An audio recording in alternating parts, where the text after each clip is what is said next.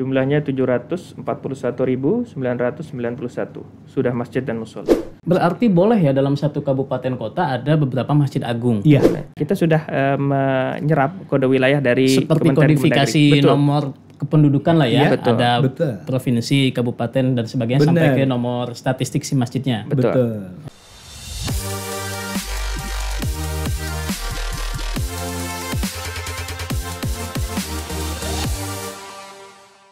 Baik, Assalamualaikum warahmatullahi wabarakatuh. Bertemu kembali di program podcast To The Point Bimas Islam.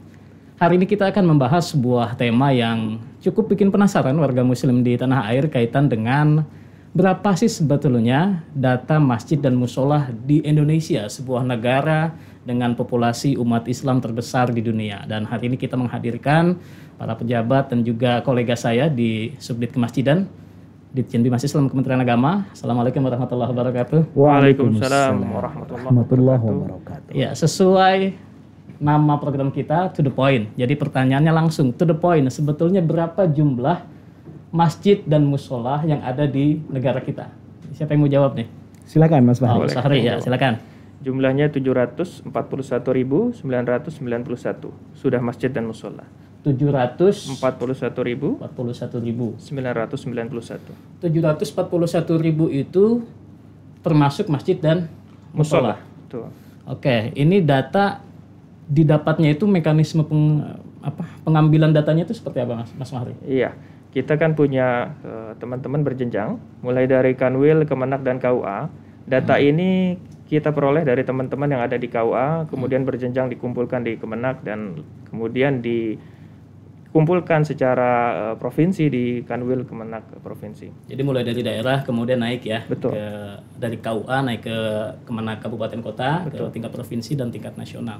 Nah, kalau tidak keliru, data masjid ini juga ada dua penyajian di dalam data yang sifatnya cetak di buku Bimas Islam dalam angka. Betul. Kemudian ada juga versi online di aplikasi SIMAS ya. Betul. simas.kemenak.go.id. Mungkin nanti bisa dibuka ya, Mas Apri ya. Kita bisa lihat datanya di SIMAS. SIMAS Kemenak. Nah, kalau di SIMAS itu jumlahnya apakah sudah sama? 700 ribuan? Belum. Saat ini sudah ada 598.291. Dan data ini selalu berkembang seiring dengan proses verifikasi validasi data yang dilakukan oleh teman-teman kita di seluruh Indonesia. Oke, 598.291 598.291 per hari ini ya. per hari ini. Per hari ini. Mungkin 5 menit lagi bisa berubah, bertambah. Bisa jadi pas video ini tayang datanya sudah berubah. Sudah bertambah. Karena itu real time ya. Betul. Kenapa ada gap sekitar 200 ribuan mungkin ya? 150-an. Nggak nyampe 200 ya, 150. Kenapa itu bisa begitu? Iya. Karena 741.000 itu adalah data manual.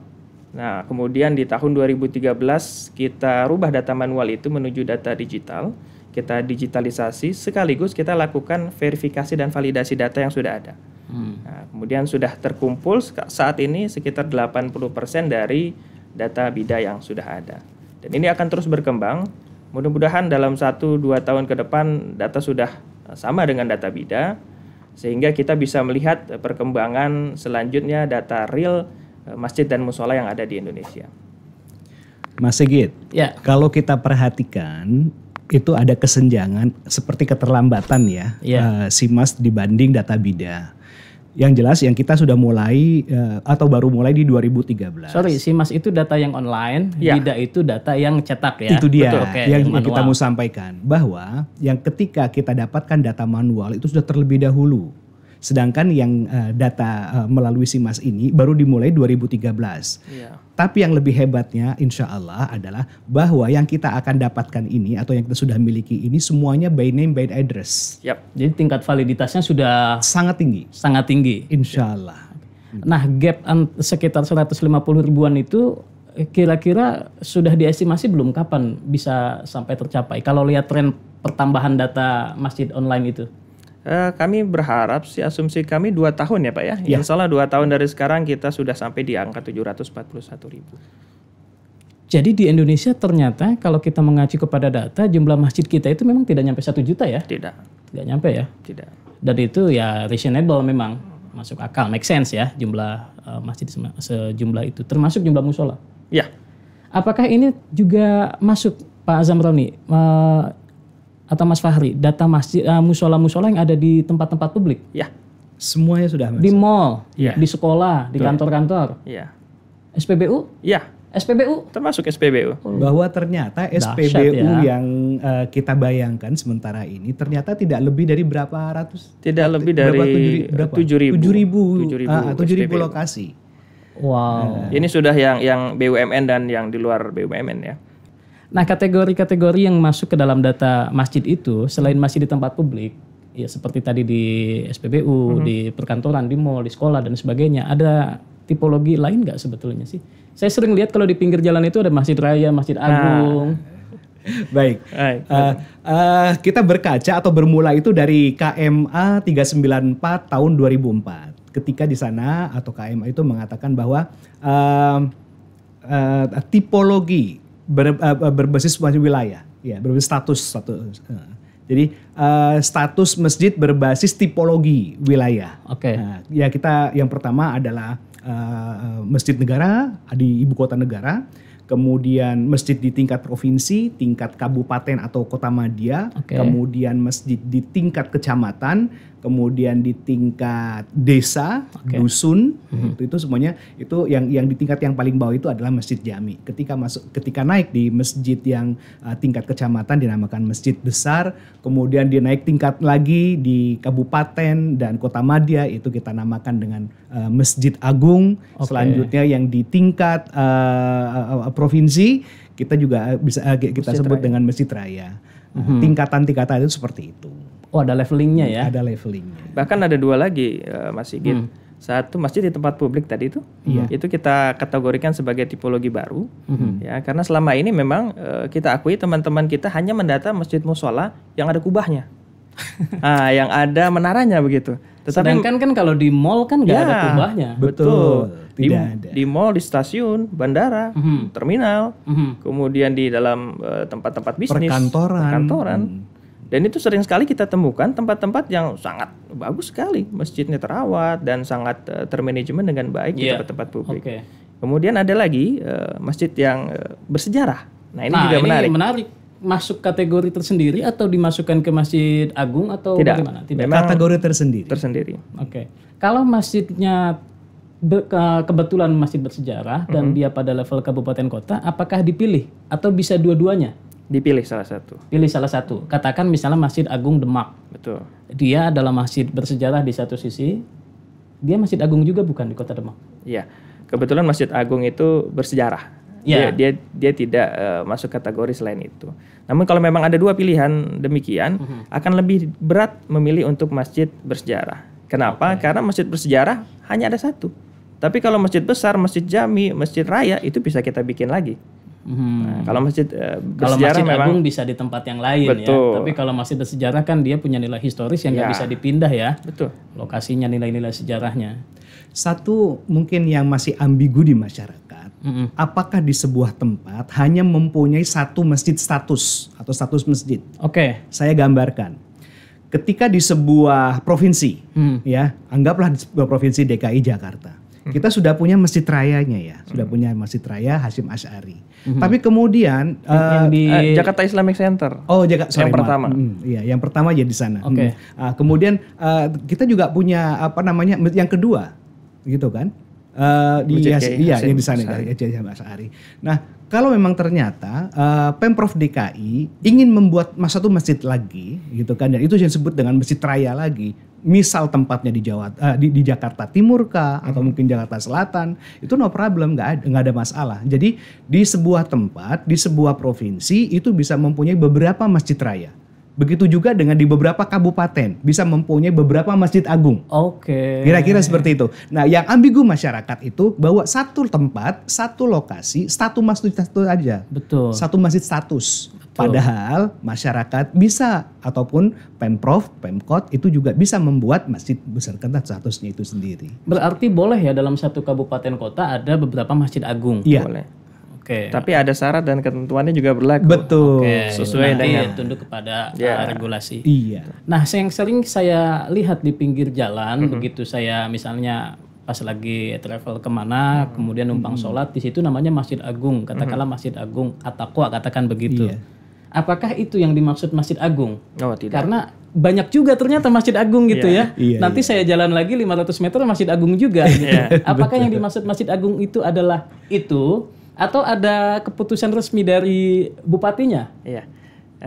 Ada kriteria tersendiri memang untuk itu. Penamaan boleh, bebas. Ada Masjid Agung, bahkan di desa, di kampung ada yang namanya Masjid Agung. Oh, Masjid Jami juga banyak ya? Banyak sekali. Justru di tingkat 2 yang seharusnya Masjid Agung dinamakan Masjid Jami. Ya. Gitu. Oke. Jadi kebalik-balik. Ya. Jadi masih ambigu, masyarakat masih ambigu. Lanjut Mas Fahri. Tapi di regulasi kita terkait tipologi masjid sudah jelas. Masjid raya ini di SK-kan, kemudian dikelola oleh provinsi ya, dalam hal ini pemerintah provinsi. Kemudian Masjid Agung secara regulasinya dikelola oleh pemerintah kabupaten kota dan seterusnya. Ditetapkan oleh kepala daerah. Berarti selain leveling ada penetapannya ya. Betul. Tapi bahwa masyarakat menamakan masjidnya sebagai Masjid Agung meskipun itu tidak ditetapkan oleh bupati, secara nama sah saja. Iya. Tapi kalau kita ditanya mana Masjid Agungnya yang ditetapkan oleh pemerintah kabupaten kota, itulah yang dimaksud dengan Masjid Agung yang ada SK-nya. Jadi bedakan nama dengan tipologi. Oke. Nah, apa untungnya sebetulnya bagi masyarakat ketika masjidnya terdata atau didata oleh Kementerian Agama? Apakah ada benefit yang bisa didapat oleh masyarakat pengguna masjid itu? Baik. Siapa yang mau jawab? Ya, silakan. Oke, siapa aja boleh. Baik. Jadi dalam pendataan kita, seluruh masjid dan musola yang sudah masuk di dalam SIMAS, pertama kali itu sudah langsung punya ID. ID nasional masjid namanya. Nah, oke, menarik ya. Jadi masjid ada ID-nya juga. Ada ID-nya. Ada KTP-nya. Ya, kira-kira demikian. Nomor sensusnya lah kira-kira begitu. Kalau sensus kan bahasa dari ini ya, dari kementerian lain. Tapi kita punya ID khusus ya. Ada ID khusus untuk masjid. Ada 15 digit. ID ini terdiri dari jenis tipologi tadi, jenis masjid atau musolanya begitu. Kemudian kode wilayah. Nah, kita sudah menyerap kode wilayah dari seperti Kementerian kodifikasi nomor kependudukan lah ya. Ada provinsi, kabupaten dan sebagainya sampai ke nomor statistik si masjidnya. Betul. Oke. Nah, itu by system. Begitu dia di input, saat itu juga langsung keluar nomor ID nasional masjid. Nah, dan itu belum menguntungkan bagi masyarakat. Memang. Apa untungnya kemudian kalau masjid punya ID? Baik. Banyak sebetulnya. Yang pertama dia terdata dulu. Kalau sudah terdata kan beberapa poin-poin penting dari informasi yang ada di masjid sudah terserap oleh Kemenak. Dan dipublikasi juga di aplikasi SIMAS tadi ya? Betul. Profil masjidnya, fasilitasnya, lokasinya, sejarahnya dan lain sebagainya. Itu pertama. Yang kedua, ini akan menjadi target sasaran pembinaan Kementerian Agama. Karena di data itu tidak hanya data physically masjid ya, tapi ada data berapa jumlah imam, berapa jumlah khotibnya, berapa jumlah remaja dan seterusnya. Lengkap ya? Sangat lengkap. Jadi bukan cuma foto, kemudian nama masjid dan alamat. Iya, tidak. Tapi data itu juga mencakup imamnya berapa, kapasitas juga mungkin. Jamaahnya. Betul. Imamnya juga. Imamnya, muadzinnya, takmirnya, pengurusnya. Status tanahnya. Nah, ini juga menarik. Oh, keren. Status tanah. Bahkan kami tidak hanya menjadikan SIMAS ini sebagai direktori ya secara digital, tetapi kita akan mengembangkan ini menjadi dictionary masjid, kamusnya masjid secara nasional. Ada sejarah dan seterusnya. Coba deh kita minta dibuka aplikasinya ya. Boleh. Dia nanti. Ini SIMAS ya? Boleh. Iya. Ini terlalu dekat nih sama kita nih ya. Ini sudah ada rekapnya. Dan ini jangan dijadikan patokan karena setiap saat akan terus berkembang datanya seiring dengan proses. Ini adalah data yang real time ketika kita memulai podcast ini ya. Betul. Jumlah masjid negara ada satu, itu cuma satu di Indonesia? Iya. Karena Masjid Istiqlal pasti ya? Iya, betul. Oke. Baru satu. Kalau nanti ibu kota negara pindah bisa 2. Oh gitu ya? Bisa. Sangat memungkinkan. Masjid di tempat publik 44.629. Wow. Iya. Jumlah musola di Indonesia ini ya? Iya, ini ada 4 tipologi musola. 275.600. Oh sorry, ini masjid ya? Ini masjid, ini musola. Ini musola. Musola jauh lebih banyak. Musola, iya pasti jauh lebih banyak. Karena kalau masjid di pedesaan mungkin satu desa ada 1-2 masjid, tapi musola bisa tiap RT. Betul. Bisa di tiap RT atau bahkan tiap kalau kita di desa kita sebut pedukuhan ya, atau kampung. Betul. 322.782 musola. Wow, terus kalau kita mau lihat profil masjid tadi gimana caranya Mas? Nah, profil masjid kita Ini bisa. kan ada masjid update nih. Ya, ini bisa kita klik misalnya Masjid Nurul Huda. Nurul Huda, coba kita buka di sisi Sebelah kanan, ya, sebelah paling kanan, link kanan ada iya, oke. Ini baru masuk berarti datanya ya? ya? Baru masuk. Untuk masjid musola yang baru masuk biasanya urutannya ada di awal-awal, urutan pertama. Oke, ini Masjid Nurul Huda, Kabupaten Musirawas Utara, Desa Klumpang Jaya. Ya, Bisa diklik ya, Mas. bisa.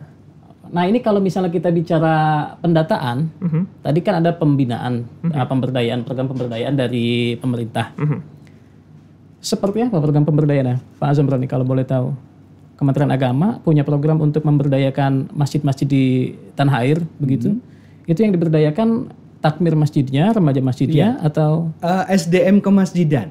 SDM Yang kemasjidan? pertama akan kita sasar adalah SDM kemasjidan. SDM kemasjidan itu yang pertama adalah takmir, Pengurus masjid. pengurus oke. masjid, ketua, sekretaris, bendahara, kemudian imam masjid, Oke. gitu. Lalu organisasi yang ada di bawahnya, misalnya organisasi remaja masjid, kemudian majelis taklim, baik kaum bapak, kaum ibu, kaum remaja. Oke, karena dia terikat ke masjid ya, majelis taklim. Dan di bagian di bidang imarah itu sendiri itu ada 11 item atau 11 organisasi yang memang harus juga sama-sama diberdayakan. Salah satunya adalah kewanitaan. Nah, kewanitaan ini memang sangat penting bagi negara. Kenapa? Karena Rasulullah kan bilang al-imratu atau an-nisa'u imadul bilad. Ya kan seperti itu. Perempuan atau wanita adalah tiangnya negara. Tiangnya negara. Kalau mereka wanita ini tidak disentuh atau kita tidak berdayakan, hancur negara. Oke, jadi ada program sampai ke majelis taklim kaum ibunya juga. Betul. Pemberdayaan ya. Iya, meskipun nanti kita akan berbagi share dengan Direktorat Penerangan Agama Islam untuk Sinergi. Iya, kita akan share, kita akan sinergi lakukan seperti itu. Nah, mereka ini yang tadi 11 bagian itu harus sama-sama kita rangkul dan kita berdayakan. Ini banyak yang belum tahu loh masyarakat kalau ternyata pemerintah punya program untuk memberdayakan takmir masjid, remaja masjid. Betul. Iya. Dan kalau mereka pengen diikut sertakan dalam pembinaan ini, ya masjid musolanya harus terdata dulu. Itu salah satunya. Lalu gimana caranya supaya masjid saya, musola saya dekat rumah itu masuk ke dalam pendataan SIMAS ini? Gampang. Supaya nanti bisa ikut kalau ada pembinaan. Iya. Kan remaja masjid bisa ikut dibina oleh Kemenang. Siapa tahu sudah terdaftar. Bisa jadi. Nah, bagaimana caranya masyarakat kalau ingin mendaftarkan masjid musolanya? Oke, cuma 3 syarat sih sebetulnya. Syarat pertama dia datang ke KUA atau Kemenang terdekat, mana yang lebih dekat dari masjidnya. Kemudian bawa pertama surat keterangan takmirnya. Ya, Oke, susunan pengurus. Susunan kepengurusan. Oke. Kemudian status tanahnya, surat keterangan status tanah. Apakah sudah wakaf? Atau Apakah beli? Iya hibah atau hak milik dan seterusnya. Yang ketiga nanti foto-foto secara digital kita bisa tampilkan di dalam SIMAS. Foto Fisik. Nanti pada saat mereka datang ke KUA terdekat akan ada wawancara langsung. Jadi kita bisa langsung dapat informasi yang lebih detail dari teman-teman takmir ini, memasukkan siapa nanti nama takmir, jumlah imam dan seterusnya. Tadi belum dijawab. Kita jawab lagi sedikit melengkapi jawaban Pak Zamroni. Apa keuntungannya? Yang pertama tadi itu pasti akan kita libatkan untuk program-program pemberdayaan kemasjidan. Itu yang pertama. Yang kedua akan ikut lagi dalam pengembangan layanan yang kita lakukan di Kementerian Agama. Misal, kami sedang mengembangkan juga aplikasi berbasis Android terkait kalau kita mencari masjid terdekat nih. Kita saat ini agak susah mencari masjid terdekat. Masjid Finder gitu ya. Iya, itu nanti masjid lokasi masjid terdekat. Itu akan masuk sudah. Kemudian kita akan kerjasamakan juga dengan beberapa kementerian dan lembaga terkait program-program yang kita bisa kerjasamakan. Seperti misalnya sekarang agak susah ya membuka rekening atas nama masjid, harus berbadan hukum. Ke depan kita sudah gandeng salah satu bank syariah terbesar di Indonesia. Nah, syaratnya gampang. Untuk mendapat rekening, membuka rekening atas nama masjid itu gampang sekali. Yang pertama pasti sudah terdaftar di SIMAS. Nanti ada surat keterangan terdaftar. Sudah punya ID masjid. Sudah terdaftar dan punya ID masjid tentunya. Dengan itu sudah bisa buka rekening atas nama masjid musola. Betul. Ini perlu dicatat oleh teman-teman terutama pengurus DKM. Jadi kalau masjid musola Anda sudah terdata di SIMAS, sudah punya ID masjid musola, ada keterangannya, data itu bisa menjadi dasar Anda untuk membuka rekening atas nama masjid atau musola. Betul. Bahkan tidak hanya itu, tidak sampai di situ sebetulnya. kita sangat mungkin ya bekerja sama dengan kementerian lembaga lain terkait dengan pemberdayaan ekonomi umat berbasis masjid, kemudian pemberdayaan terkait SDM ketakmiran dan seterusnya, kita gandeng dengan yang lain. Nah, syaratnya yang bisa dilibatkan adalah teman-teman takmir atau masjid-masjid yang sudah terdaftar di SIMAS. Nah, itu kalau supaya terdaftar di SIMAS tadi kan datang ke KUA. Betul. Nanti petugas KUA yang menginput. Ya. Oke, ini foto masjidnya, ini lokasinya, ini namanya, kapasitasnya, segala macam profil masjid itu diinput oleh petugas KUA. Betul. Bayar nggak? Enggak. Gratis. Free semua. Jadi masyarakat bisa datang ke KUA ya, atau ke kantor Kemenak mana yang lebih dekat. Betul. Nanti dibantu diinput. Iya. Oke. Nah, kaitan dengan pemberdayaan tadi, salah satunya juga tadi dengan pemberdayaan ekonomi. Kan banyak juga pengurus masjid itu yang agak kesulitan untuk mengatur cash flow infak masjid. Betul. Dibantu nggak ada aplikasi buat apa? Pemasukan berapa, pengeluaran berapa gitu. Ada nggak? Nah, ini menarik nih. Ini sedang kita siapkan. Nanti dalam waktu dekat insya Allah kita sudah ready. Namanya aplikasi manajemen masjid. Nah, kita akan masukkan di tampilan di SIMAS nanti. Semua masjid dan musola bisa mendownload itu. Masyarakat bisa pakai itu ya? Bisa mendownload itu. Betul. Syaratnya satu tadi. Sudah terdata di SIMAS. Oleh karena itu masjid Anda terdata di SIMAS itu penting ya. Penting. Jadi ada aplikasi yang nanti bisa membantu pengurus masjid untuk mengatur manajemen memanajemen keuangan masjid ya. Karena di sana sudah ada aplikasinya, kan kita tinggal memasukkan aja, menginput. Ya. Iya, Jadi misalnya keropak Jumat minggu ini dapat berapa, pengeluaran berapa. Betul. By system ya. By system. Bahkan kita sedang kembangkan lagi Mas Sigit. Kita ingin jadikan SIMAS ini sebagai Facebooknya masjid. Nah, ini kita ditantang dan menantang diri kita sebetulnya di Kementerian Agama. Menjadi Facebooknya masjid itu gimana? Jadi profil-profil masjid. Ya. Jadi seperti Facebook punya kita, Betul. tapi isinya akun ID masjid-masjid. Betul. Jadi nanti takmir masjid langsung bisa entry sendiri, login sendiri, mengupdate datanya sendiri, kan informasinya pasti berkembang terus di masjid dan musola. Nah, ini bisa juga mereka bisa berbagi dengan pengurus masjid lain. Iya. Betul. Sangat Jaringan mungkin. itulah yang memang kita akan buat memang. Sebagai sebuah dari negara, awalnya memang. sebagai sebuah negara muslim dengan penduduk muslim terbesar memang sudah semestinya kita punya program yang prioritas untuk ini ya. Betul. Pemberdayaan masjid, kemudian juga program-program pengelolaannya, takmir dan sebagainya. Pernah nggak sih sebetulnya pemerintah kasih apresiasi untuk masjid-masjid yang pemberdayaannya itu ya katakanlah paripurna gitu, sudah lengkap dan bisa jadi teladan bagi masjid-masjid yang lain? Kita sudah pernah melakukan itu tahun 2015 dan 2016. 2013 mulainya. Oh sudah dari 2013, 2013 mulainya. betul. Oke. Tapi untuk pemilihan masjid percontohan itu memang di 2015 dan 2016. Alhamdulillah berdasarkan tipologi tadi itu ada yang tipologi tentang bukan tipologi masjid tapi manajemennya ya. Yang di bagian idarahnya atau di bidang idarah, bidang imarah dan bidang riayahnya kita sudah mendapatkan percontohan itu masing-masing. Di tahun 2015, 2016 kita sudah punya. Oke. Nah, ada satu program lagi Masjid Paripurna yang itu juga insya Allah kita akan dapatkan di tahun berikutnya. Oke. Kita berharap semoga kita sudah kita mempunyai cukup anggaran sehingga kita bisa melakukan seleksi untuk pelaksanaan Masjid Paripurna tadi. Sehingga program-program masjid itu pengelolaannya bisa diduplikasi di tempat-tempat lain. Betul. Ya. Karena mereka itu nanti akan jadi role model bagi tempat-tempat mereka di mana berada. Oke, ini kalau ngobrol masjid kayaknya banyak banget ya pertanyaan-pertanyaan yang belum selesai. Nanti kita lanjut barangkali di episode berikutnya to the point kita masih akan ambil satu tema tentang kemasjidan karena nampaknya pembicaraan kita tentang masjid ini banyak sekali. Kita tutup sementara untuk diskusi kita di kesempatan kali ini. Terima kasih atas perhatian teman-teman semua. Terima kasih pemirsa atas kebersamaan kita pada siang hari ini. Terima kasih Mas Sigit. Mungkin poin terakhir ya. Boleh. Ya, bagi masjid musola yang belum terdaftar, silahkan cek di SIMAS kemenak.go.id. Kalau memang dipastikan belum ada datanya, silahkan bisa langsung datang ke Kemenak terdekat atau KUA terdekat dari wilayah Anda. Dan pastikan membawa tadi 3 persyaratan mudah tadi sudah didata di dalam SIMAS. Oke, apa aja tadi syaratnya itu? Surat keterangan takmir, Takmir, ya. oke. kemudian status tanahnya, surat keterangan status tanah, dan fotonya. Dan foto. Mudah ya syaratnya. Syaratnya sangat mudah. Oke, thank you Pak Zamroni. Baik, Mas terima Fahri. kasih Mas Oke. Ini nggak kerasa nih kita ngobrol. Alhamdulillah, udah lebih dari setengah jam. Dan teman-teman kalau merasa bahwa diskusi kita pada kesempatan ini bermanfaat, teman-teman bisa klik tombol like, subscribe, dan juga share ke masyarakat sehingga manfaat dari video ini bisa dirasakan oleh lebih banyak teman-teman kita. Terima kasih. Assalamualaikum warahmatullahi wabarakatuh. Waalaikumsalam warahmatullahi wabarakatuh.